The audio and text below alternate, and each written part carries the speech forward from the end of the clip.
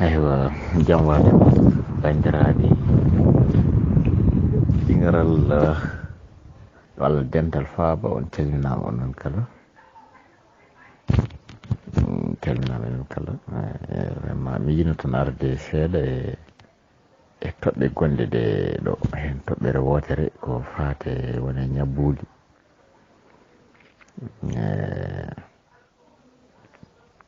ko ɗon jinnomi arde seeɗa e surtout e toɓɓere addande ɗo ko fate e jabet kam ko hunde ko ganduɗa ina tampini yimɓe no fewi en ɓooyi ɗum haalde noon jabet souvent yimɓe ne kewi artirɗo toɓɓere nde wonno ko hunde ko ñaw mo ganduɗa gurdaɗo eyyi joni noon no pamarten jabet min ko kalami ko henete ko kalami ko e jabet mbiɗa yiɗi mbaɗi mi fof udditi nofru mu heeɗo no fewi no fewi saabu ɗo ko kalami ko ɗo hete wonɓe Amérique wonɓe à travers le monde entier ina keɗo ɗum eyi mbiɗa yiɗi noon kala ko mbiɗa yaltina e hunde kam ya taw mbeɗa fayi ɗum e dow gandal te mbeɗa andi ko noon wayata ko ɗo pawmi ɗum ɗo ina tiiɗi hay goto wawa nawde ɗum banggue goɗɗo cafrowo goɗɗo heeɗo ɗum en tout cas e côté tubakagal mbiya ko élage o haali ko wodani saabu ko kalmi ko ina sirimi kaldanmi ko haqqe gandal am e haqqe kadi ko woodi ko saabu ko pamɗumi gandal ko fof kam mbeɗa laaɓa kam komi maayowo ko noon laaɓirami ko kalami ko e voilà ko heddi ko noon moni fof ne jogui jugement mo wawi o wadde c'est à dire que mi yiiɗa ko wiyete ko polémique mi arta aywa jam waade bandiraɓe ɗiŋaral walla dental faaba on calminama onon kala calminama enen kala vraiment mi yino tan arde seeɗa e toɓɓe gonɗe ɗe ɗo hen toɓɓere wotere ko fate wone ñabbuli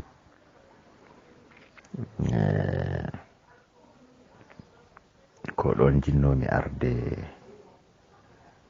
seeɗa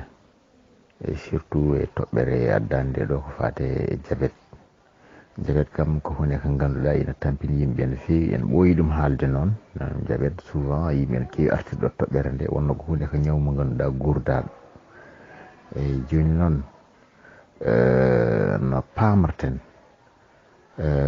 jabet min ko kalami ko henete ko kalami ko e jabet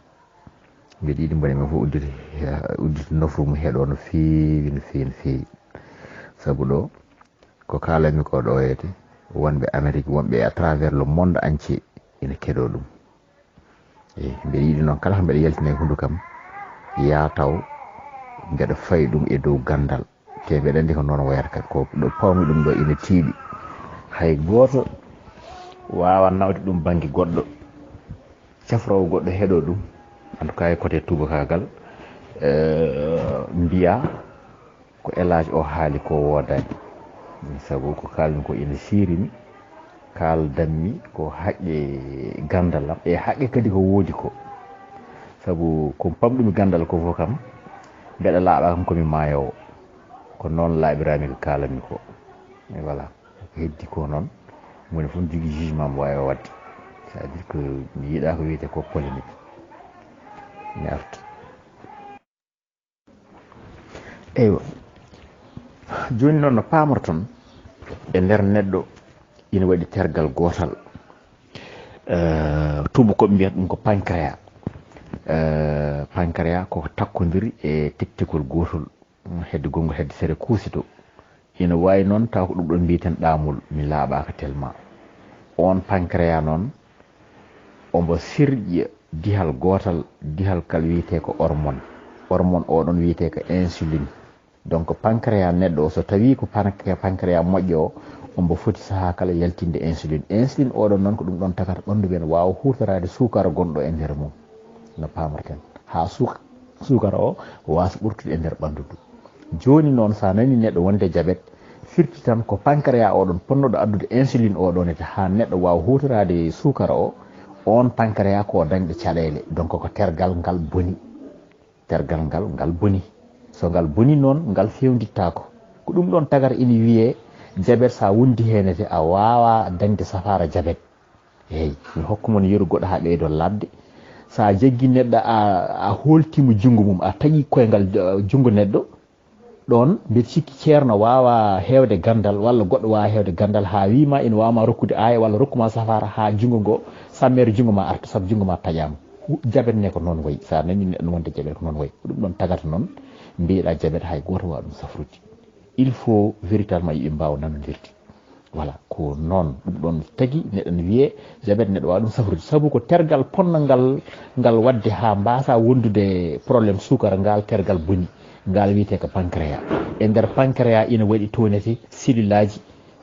gonɗiɗo nokku biyete îlot de Langerhans ko ɗiɗon cellule aji bonata ɗiɗon noon waɗa saaha ko ɓandu ma e hoore mum bonnanta ɗi hoore mum saabu ne waɗi goɗɗum ko ganduɗen ko yimɓe no kaala ñabbuli goɗɗi comme no ko ɗeɓat habitade rhumatisme en ɓandu ma e hoore mum waɗa saaha ngal tergal ngal jawdira tergal ngal ɗon e terɗe janane ɗum ɗon tagui noon globule aji rouge ma no globule blanche ma gonɗe ma ɗi jaaha mbaɗa attaqué tergal ngal bonna tergal ngal ha tergal ngal hanti natta wawde no gollade no fotini gollorade correctement ɗum ɗon ina woodi saabu oɗon gandi neɗɗo ɓandu ina andi holko jeeya e mum e holko jeeyaka e mum kala ko naate ɓandu jeeyaka e ɓandu ɗon ɓandu tinat ɓandu habtata ɗum eyyi ɓandu habtata ɗum joni noon waɗa saaha noon ina yettoɗo ganduɗa wone terɗe men neɗɗo terɗe mum ɓandu ndu wodana wayi ha ɓandu ndu sikka mataw ngal ɗo tergal jeeyaka e am joni noon waɗa attaqué tergal ngal ɗo hede bonna tergal ngal ko wayno rhumatisme en ko wayno ko hay allergie ko hen jeeya hay allergie ɗe mbawi widde nonete anani e kadi diabète oɗon kadi en général ko toon heewi ardude voilà c' est à dire ko mbimi ko ɓandu ma ko kañum ruttoto bonno pancréas mo ganduɗa oɗon fonno addude insuline mo ganduɗa on insuline ko ɗum ɗon tagata sukara men régle e nder ɓalli men anani joni noon waɗa saha ngal tergal so ngal boni insuline o wawata arde eyyi ɗon noon so ngal boni noon ngal fewdittako a wawa ƴettude poɗɗe ha fewdo ha ngal fewta a wawa ƴettude lekki koti wawi wonde foof ha ngal ɗon tergal fewta gasi rokki mon yeru nane ɗum ɗon tagui wiye diabète hay goto wawa ɗum safrude heddoto noon ko a andi tergal ponnagal ngal addude insuline oɗon ha règle sukara e nder ɓandu neɗɗo o ngal tergal wawa ɗum wadde wawa addude insuline o ɗon noon insuline o il faut dartiyemo banggue goɗɗo ɗon woni ko jiita ko yimɓe jahana ƴetta ko wiyete ko piqûre diabétique on piqûre o wona haydara so wona insuline fewdirte galle banggue goɗɗo hande technologie yettima ɗo ganduɗa insuline wawi fewdede banggue goɗɗo ha para so addama waɗe e nder butillaji yimɓe ne piqûre o ɗum haade woni kay ɓandu ma wawa fewnande hoore mum insuline sirƴa e nder ɓandu ma ha sukara ma régla ɗon yimɓe jahat ƴeewoy insuline banggue goɗɗo gadda ɗum aɗa piqûre o ɗum foof dal a waɗi ɗum e nder ɓandu ma nden woni sukara ma réglata nde ɗum ɗon woni ko jiiton ko yimɓe ne mbiya piqûre diabète hunde ko ni wayi kono diabète sellata ko addata ko diabète kadi ko hono ni mbirumi ɗum ɗon ene jeeya e ko addata ko diabète ina waɗa diabète aji noon kadi donete eyyi neɗɗo te kadi mbeɗa wasi o kala mo ganduɗa e nder famille mum surtout yumma walla bamma ene jogui diabète walla miñe walla mawne waɗ feere kam walla kawma waɗ feere etoɗa remtade sukara mi arti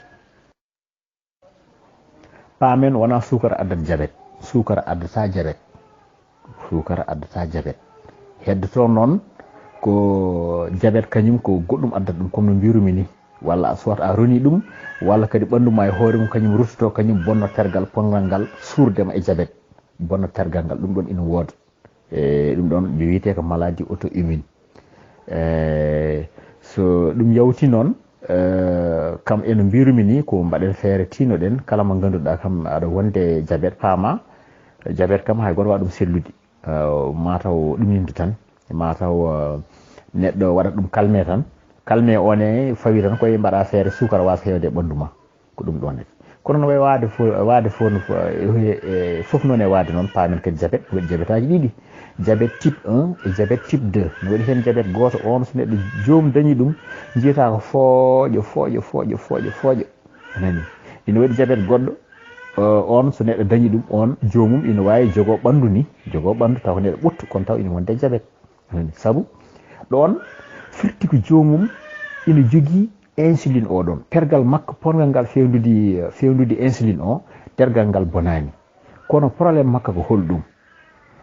insuline o ina wawi taw insuline pewdaɗo moƴƴani insuline o moƴƴani natti wawde gollade ko fonno ko gollade walla insuline o so arini to foti to yaade wawa yaade toon anani correctement ɗum ɗon foof ina jeeya eko ganduɗa sukara ma o ronkat roɓanma ronkat hutorade sukara o ha normalement ɗon wiye a dañi diabète type 2 o voilà ɗum ɗon ɗiɗo diabète aji ɗiɗi ɗi gooti voilà kono noon paamen globalement ko diabète sellata samarat sellata moom samarat te saɗa safra ɗum ko à vie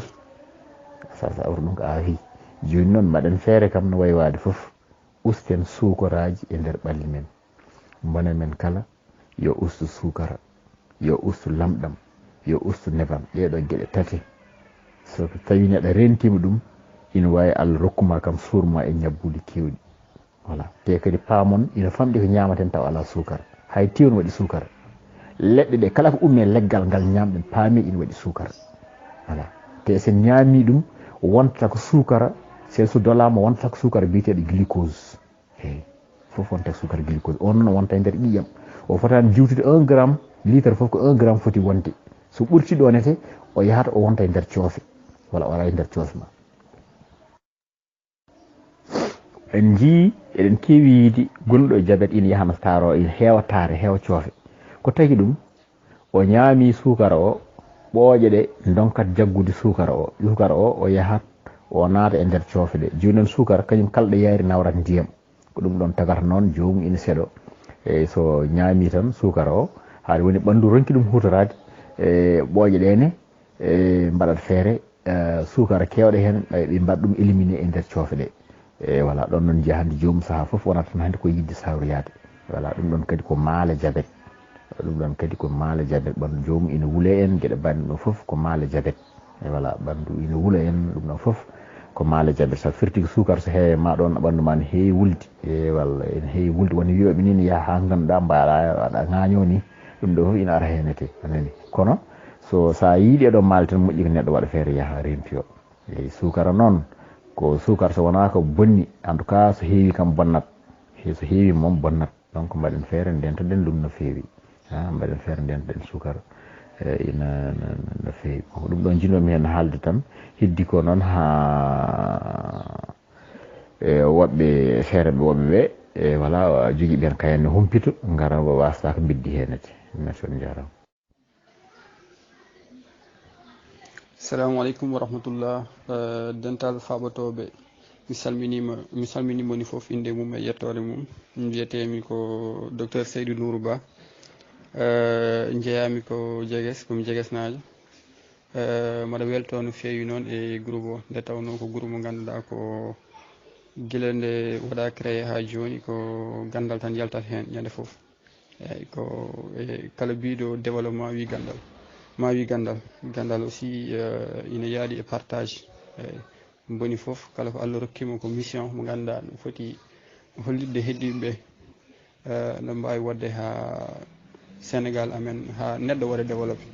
à plus forte raison so tawi ko corps médical o gonɗa guila nane noon ha joni mbaɗen waɗa suivre débat o bon mbiyatmi tan ko c'est un débat très important nde tawno diabète et hypertension artérielle hépatite c'est des maladies ɗi ganduɗa ko ɗum tubako wiyata maladie chronique haadi ka c'est des maladies ganduɗa neɗɗo so yaadi hen wonat durant toute sa vie donc mbiyen tan ko du nécessité moni foof no foti famde moni foof no foti andude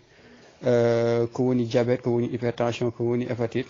ha wawde addude hunde mo ganduɗa ma waw ɗum wadde prévenir ma waw ɗum wadde prévenir mbiyete tan ko débat dañɗo importance so ɗum yawti mi heeɗima avec un grand plaisir mawnam professeur El Hadji Ba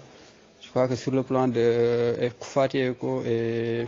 physiopathologie o waɗi définir un peu ce que c'est que diabète donc mbiyeten tan ko bravo c'est excellent nde tawno ko sur le plan surtout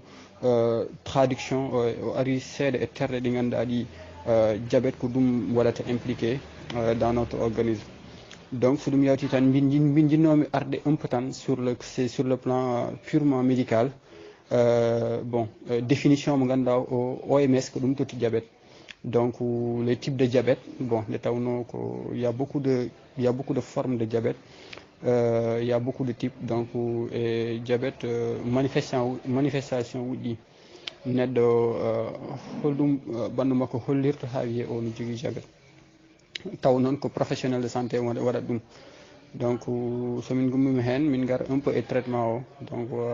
min à la fin min jotto e ko wiyete ko prévention nde tawno ko prévention woni la base même du traitement e ko kanko prévention ɓuuri hen dañde fayida mbiyeten. So ɗum yawti garten seeɗa tan e définition diabète. Bon, définition diabète on sino tottire je crois que meilleure manière o ko min mbaɗa basé e ko wiyete ko la définition de l'OMS. Eyi OMS wi neɗɗo halnden wiyete no dañi diabète. Donc tawat ko sukara mo ganduɗa o nani e ɓandu neɗɗo. Eyi ɓetama so ɓetama ɓurti ma tawat ko ɓuuri 1,26 grammes par litre après 8 heures de jeûne. Tawat neɗɗo joɗima waktuji jeetati ñamani yarani. Eyi e nder hen so tawi sukara makko sukara gonɗo e ɓandu makko ɓetama ɓuuri 1,26 grammes laaɓi ɗiɗi. Eyi nden ina wawi wiyede neɗɗo o ina jogui diabète. So ɗum yawti aussi wonko wiyete ko glycémie postprandial tawat ko sukara o ɓetate so neɗɗo o ñaami ha gayni. Eyi e nder hen so ɓetama tawa ko ɓuuri 2 grammes par litre. Eyi nden noon aussi il va falloir que au-delà de 2 grammes par litre il va falloir que médecin o ou bien agent de santé o waɗa constaté ni ko neɗɗo o ino waɗi présenté des signes ɗi ganduɗa ɗi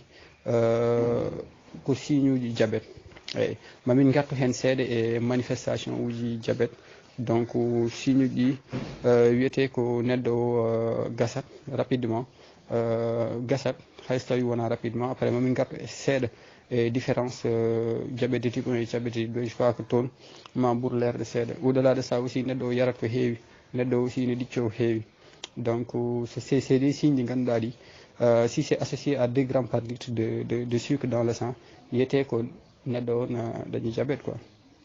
Par ça aussi ni woni ko wiyete ko glycémie surplacement veineux. Donc glycémie mo ganduɗa ko médecin uji ou bien les corps de santé kamɓe mbaɗa ɗum. Donc tottat neɗɗo o 75 grammes de glucose neɗɗo o so yari ɗum bon après sukara o ɓeete après 2 heures e joɗima 2 heures après sukara o ɓeete so tawi ɓetama noon ɓuuri 2 grammes par litre nden aussi wiyete ko neɗɗo o no dañi diabète. Donc pour résumer tan mbiya tan ko OMS ko 3 critères fawi. Bon critère moni foof noon no waɗa définir diabète o eyyi critère moni foof bon no hollitno quoi sa ɓurɗi premier critère o sa ɓurti 1,26 à 2 reprises ko diabète. Deuxième critère aussi sa ɓurti 2 grammes par litre tawa ñaami ha gayni donc tawa ina yaadi aussi e des signes de diabète ko diabète. Troisième critère woni glycémie mo ganduɗa a tottama 75 grammes de glucose en jara 75 grammes ɗi après 2 heures après sukara o ɓeete so ɓetama tawa ɓuuri 2 grammes par litre nden wiyete ko aussi neɗɗo o ene jogui diabète. Donc e deuxième partie audio o mami artu seeɗa e les types de diabète inchallah. Mbiyeten tan ko en ce qui concerne les types de diabète et wonko wiyete ko le diabète de type 1. Donc diabète on memat la plupart sukaɓe les jeunes les moins de 35 ans et les adolescents la plupart ko kamɓe ɓuuri tampinde quoi. Donc je crois que élage ba arti hen nane ko tubako wiyete ko physiopathologie holɗum saabi ɗum e nder ɓandu neɗɗo e ko diabète mo ganduɗa c'est un peu compliqué. Nde tawno ko ɓandu neɗɗo waɗata attaqué ses propres défenses ko ɗum taki pancréas o waɗata fonctionné. So ɗum yawti diabète de type 2 o bon la plupart diabète de type 2 o ko mawɓe c'est les personnes un peu âgées de plus de 40 ans dañɓe duuɓi presque capannayyi e ko fawi la plupart kamɓe ɓuuri ko kamɓe diabète o ɓuuri tampinde. Eyi c'est à dire que diabète de type somin garti hen seeɗa c'est un défaut de production d'insuline. Insuline o woni ko production o woni ko manque nde tawno sellaji ɗi koko boni eyyi kono so tawi diabète de type 2 o la plupart du temps cause o wonata insuline o ina manque ala insuline o ina woodi kono insuline o les cellules ɗi ganduɗa ɗi no foti ɗum wadde utilisé ummo e nder ƴiƴam yaaha e nder ɓandu ces cellules qui ne fonctionnent pas fami donc c'est ko ɗum tubaako wiyata résistance à l'insuline eyyi ko ɗum taki quoi. Bon, à part diabète de type 2, donc il y a aussi diabète, aussi diabète gestationnel chez les femmes en état de grossesse. Donc, on regarde les symptômes du diabète. Bon, les symptômes les plus fréquents, la plupart non. Bon, pas symptômes inégales secondaires mais garant en consultation. Bon, normalement, tout instant, normalement, nous faut vérifier glycémie et taux de sucre dans le sang. Bien tant que les symptômes, ko tuba ko wiyete ko neddo ina dicco ko heewi ay ko dum wiyete tuba ko wiyete polyurie polyphagie aussi neddo aussi ina ñama ko heewi amaigrissement aussi neddo ina wada perte poids ma perdre beaucoup de poids. Donc il y a aussi l'haleine qui sent l'acétone. C'est-à-dire que souvent aussi on a yaltina odeur mo ganduɗa o ko odeur baddo spécial seeɗa eyyi donc neddo aussi ina yawa tampude nde tawno ko changement wuuji woodi e nder ɓandu neddo ko changement wuuji ɗin takata neddo ina tampa rapidement quoi. Donc ko ɗin woni les symptômes du diabète. Donc neddo so tini ɗum e ɓandu mum normalement no foti yaade consultation ƴeewoy so tawi wona diabète. Bon, donc ngaraten tan ko sur le traitement du diabète. Bon, mbiyaten tan ko objectif traitement du diabète woni sukaro adde à un niveau normal. Nde tawno ko diabète c'est une maladie incurable et c'est une maladie chronique aussi. C'est-à-dire que neddo diabète wawa sellude et ça wodi non comprendre ko tuba ko wiyata ko physiopathologie de la maladie ma andu ko taki mbiyeɗa diabète wawa sellude. Je crois que professeur Elhadji Ba arti hen joni. Donc so tawi ko diabète type 1 traitement o wonat ko insuline. Bon, patient o tottata insuline par piqûre et donc so tawi non ko diabète de type 2 patient o bon meilleur traitement o wiyete ko yo wat ko wiyete ko optimisation des habitudes de vie. C'est-à-dire que neddo o changeat no wuurdirta eyyi so tawi ko neddo mo ganduɗa ko surpoids wonɗo dañno eyyi il faut ko waɗa essayer wadde sport d'une manière mo ganduɗa mo ustu poids makko. Bon, on waɗa respecter ko wiyete ko les règles hygiéno-diététiques et then bon yiilo alimentation mo ganduɗa aussi omo ñamni ganduɗa aussi c'est adapté à la maladie. Donc là aussi bon ko médecin traitant o kanko waɗata avec le malade. Donc planning mo ganduɗa o ma waw wallude malade o d'une manière mo ganduɗa ma waw ñam tawa glycémie makko waɗata élevé tawa aussi diabète o wonata diabète mal contrôlé. Donc so yawti peut-être tan wiyete ko au-delà de changement optimisation des habitudes de vie. Bon, médecin aussi no wawi windande le diabétique de type 2 omo wawi windande mo aussi ko tubaako wiyata ko les antibiotiques oraux. Donc ko médicament uji ganduɗa ɗi c'est disponible dans les pharmacies et ça dans les pharmacies no dañi des médicaments antidiabétiques oraux. C'est-à-dire que patient o chaque jour ina jetta hen ñande foof subat wiyete ko subaka o sa haccitima ƴetta walla sa yeehi ha wottima ƴetta. Ça dépend noon e médicament o. Médicament ji aussi no dañi ko wiyete ko des associations eyyi c'est-à-dire que ça dépend e diabète o no tolni eyyi diabète o wonta tolno bon au premier moment so tawi diabète o ɓooyani noon foof to waɗani élevé noon foof bon médecin o wonko waɗanma proposé komi sa ɗum ƴettude à un certain moment noon so tawi aɗa ƴetta lekki diabète o ina continue sukaro o ina ƴeeŋ donc médecin o no wawi changede lekki on addanma goɗɗum. Donc la plupart du temps noon ko nden ko association de médicament wonat ko bon no wawi wonde comprimé goto kono principe actif ɗiɗi walla tati gonat nder. Donc aussi c'est très important ko ɗum taki normalement neɗɗo so tawi ina dañi diabète wona tan aɗa ƴetta chaque jour médicament pendant des années ala wona noon. À un certain moment a haaldete médecin ma ha ganda maw tottuma durée mo ganduɗa sa ƴetti médicament ha tolnima ga e artat sa arti noon après waɗa vérification o ƴeewa so tawi traitement o ha joni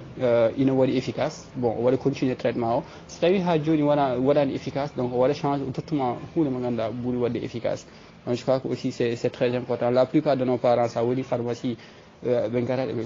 cooda à tout moment hay vérifier waɗde vérifier glycémie o souvent c'est très difficile donc mbiyat ɓe donc il va falloir que au delà kada sooda lekki il va falloir kada waɗa vérifier aussi glycémie ma sa waɗi vérifier glycémie aussi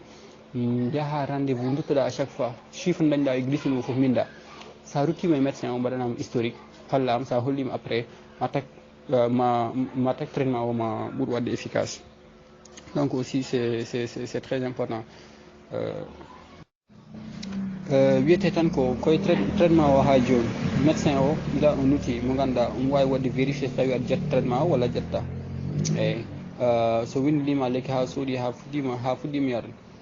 sa arti rendez-vous so waɗi le dosage de l'hémoglobine glyquée peut-être les médecins vont comprendre ko hémoglobine bon ko examen mo ganduɗa ma rokku médecin o ha médecin o faamo so tawi an aɗa ƴettanno dans les 2 derniers mois so tawi régime ma a wanno suivre normalement walla a waɗani suivre normalement fami. Donc c'est très important ça dit que wona tan sukara o no foti wadde normal kono wadde normaliser sukara o objectif o woni wadde éviter ko wiyete ko les complications du diabète les complications rénales surtout insuffisance rénale les complications cardiaques et surtout ko kala ko fati e cœur les complications aussi oculaires et cécité affaire uji mbaɗi noon donc wiyete tan ko c'est très important neɗɗo waɗa respecté régime mo ganduɗa ma wawmo wallude ha ganduɗa diabète o ma wawa ɗum wadde contrôlé eyyi diabète noon bon so neɗɗo waɗi ɗum contrôlé aussi ne wawi wuurdude hen pendant des années et des années et des années. wiyete tan ko en guise de conclusion prévention ene woni hen fayida ne woodi fayida sport neɗɗo no foti wadde sport aussi so tawi ko neɗɗo mo ganduɗa ene dañi ɓandu aussi ne foti normalement wadde régime kanko e médecin makko médecin wallamo o waɗa régime ha ganduɗa mawo dañ poids normal eyyi mawo dañ poids normal so tawi aussi ko neɗɗo aussi baɗo utiliser des médicaments corticoïdes médicament ɗi ganduɗa ɗi ne wawi wadde augmenter glycémie walla ina waɗa méthode ɗi ganduɗa ɗi c'est la dépigmentation eyyi neɗɗo aussi no foti ɗum rentade quoi puisque c'est des pratiques ɗi ganduɗa ɗi ne wawi takde neɗɗo o yawo dañde diabète c'est des facteurs favorisants au fait eyyi wiyete tan ko aussi neɗɗo foof no wawi no foti ummade e hoore mum ha ganduɗa ces gens de maladie ma rento ɗum surtout so tawi neɗɗo mo ganduɗa dans sa famille ne dañi diabétique eyyi donc là aussi c'est très important. Bon donc wiyete tan ko ɗum wonno participation am hannde so tawi aussi y a des questions inchallah je reste à votre écoute inchallah mbaɗa yetta no feewi babam Abbasal e grand Mamadou Aliou Ba mbaɗa welto no feewi noon e dental faɓotoɓe jarama no feewi merci. kono joguiɗa namdal ngal ko ni way wonande yargol ndiyam kam no feewi holko ene moƴƴi e neɗɗo walla ala.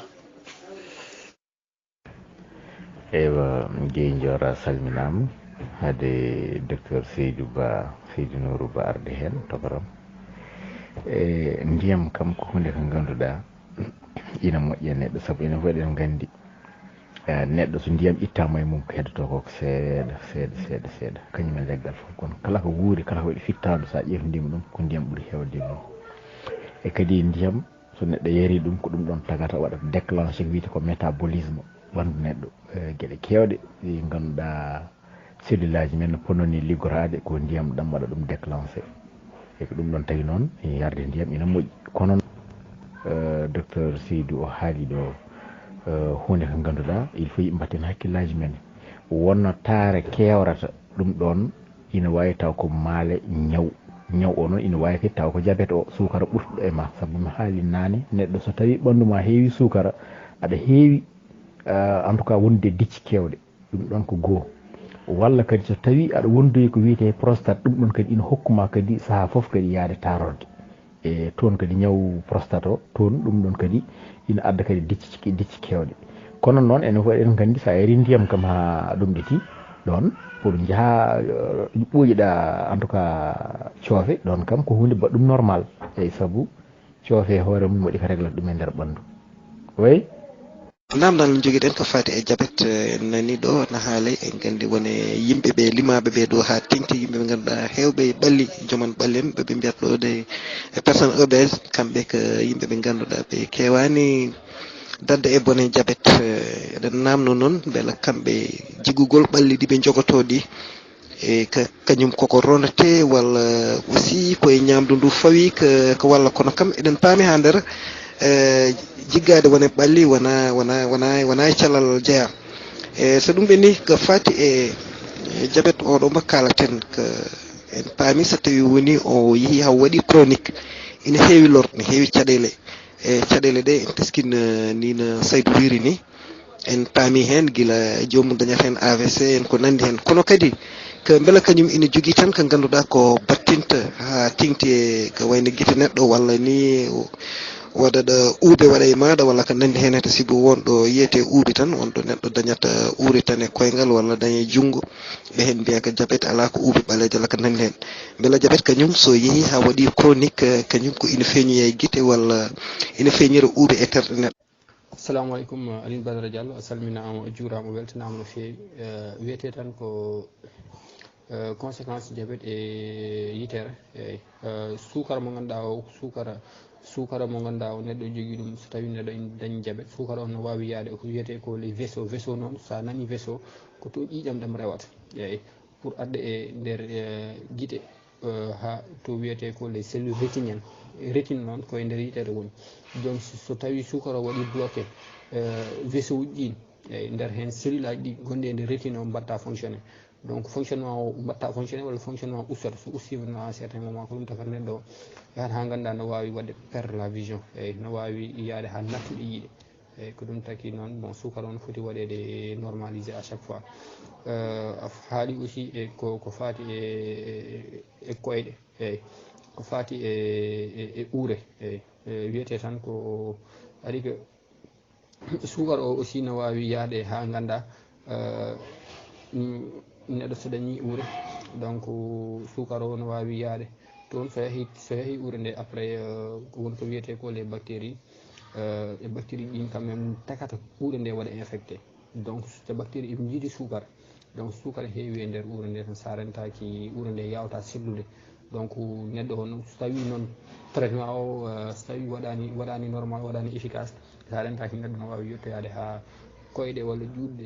e taaƴe donc ɗum woni amputation donc ina foti rentede ko ɗum taki noon dañɗo diabète foof ina foti liggade à un certain moment ha ganda ma waw wadde normalisé diabète makko quoi.